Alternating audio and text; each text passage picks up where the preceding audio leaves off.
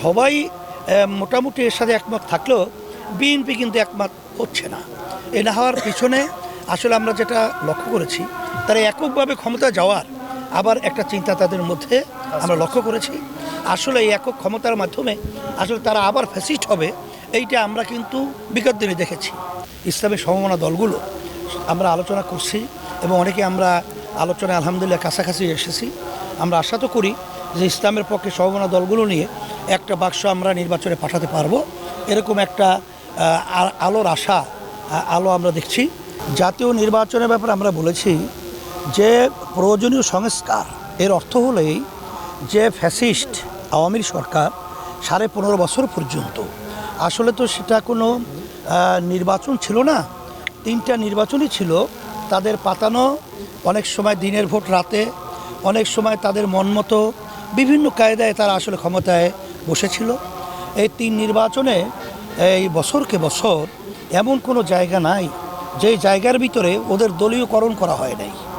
এখন এই দলীয়করণে যারা ঘাপটি মেরে বসে আছে ওরা থাকা অবস্থায় এবং সর্বত্র যেটা লেভেল প্লেন ওই যে লেভেল প্লেন ফিল্ড তৈরি করার জন্যে যে পরিবেশটা দরকার, সেই পরিবেশটা তৈরি না হওয়া পর্যন্ত যদি জাতীয় নির্বাচন হয় তাহলে স্বচ্ছ বা সুন্দর নির্বাচন আশা করা যায় না। বিধায় একটা যৌক্তিক সময়ের মধ্যে এই পরিবর্তনটা করা দরকার, আর খুব বেশি সময় না নেয়া। এর জন্য আমরা বলছি যৌক্তিক সময়ের মাধ্যমে আপনারা জাতীয় নির্বাচনের পরিবেশ তৈরি করবেন এবং প্রয়োজনীয় সংস্কারগুলো করবেন।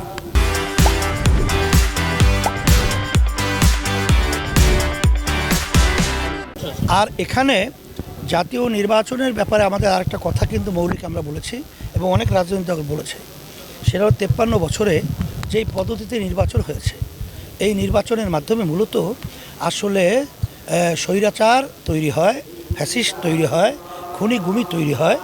একটা জাতীয় সরকার তৈরি করার জন্যে মূলত এখন তাকে পিআর সিস্টেমটা হলো সংখ্যানুপাতিক হারে প্রতিনিধি সংসদে থাকা, সেখানে প্রতিটা ভোটারের মূল্যায়ন হয়, আর সেখানে সব দল যারা 1% ভোট পাবে তারাও কিন্তু সংসদে 3টে আসন পাবে, মানে 3টা এমপি পাবে।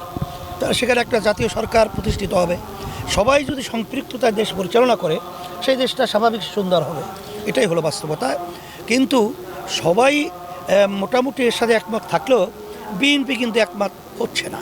এ না হওয়ার পিছনে আসলে আমরা যেটা লক্ষ্য করেছি, তারা এককভাবে ক্ষমতা যাওয়ার আবার একটা চিন্তা তাদের মধ্যে আমরা লক্ষ্য করেছি। আসলে এই একক ক্ষমতার মাধ্যমে আসলে তারা আবার ফ্যাসিস্ট হবে, এইটা আমরা কিন্তু বিগত দিনে দেখেছি। বাস্তবতা এটাই হয়।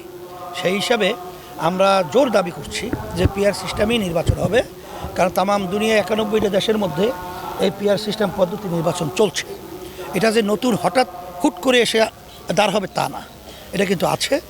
আর সাথে সাথে তোমার ওই জোটের ব্যাপারে আমরা বলছি ইসলামের সমমনা দলগুলো আমরা আলোচনা করছি এবং অনেকে আমরা আলোচনায় আলহামদুলিল্লাহ কাছাকাছি এসেছি। আমরা আশা তো করি যে ইসলামের পক্ষে সমমনা দলগুলো নিয়ে একটা বাক্স আমরা নির্বাচনে পাঠাতে পারবো, এরকম একটা আলোর আশা আলো আমরা দেখছি। আল্লাহ এইভাবে আমাদেরকে কবুল করুক।